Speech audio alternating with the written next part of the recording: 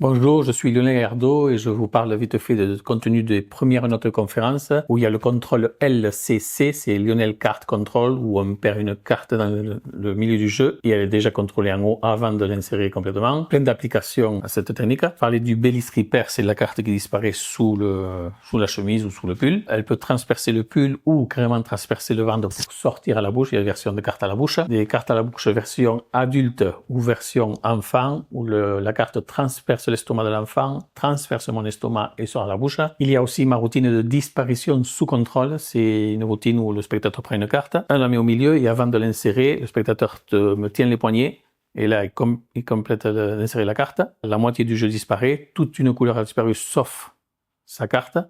Après, on refait, il pousse la carte, il me retient les poignets, il y a toutes les cartes noires, il n'y a plus sa carte, mais ma carte, elle est pincé entre mes lèvres alors qu'il me tient les bras. Et pour la troisième phase, tout disparaît et il reste que la carte. Des réflexions théoriques, des exemples pratiques. Il y a un chapitre qui s'appelle captation et renforcement d'attention. C'est des effets flash pour capter l'attention, pour renforcer le climax. Des fois, quand on a un moment vide, bien, on fait une autre chose qui n'a rien à voir avec la routine pour remplir ce moment. Et le fait d'avoir fait quelque chose qui n'a rien à voir avec la routine, quand on revient, on ne sait plus où est la carte, il y a l'impossibilité à renforcer.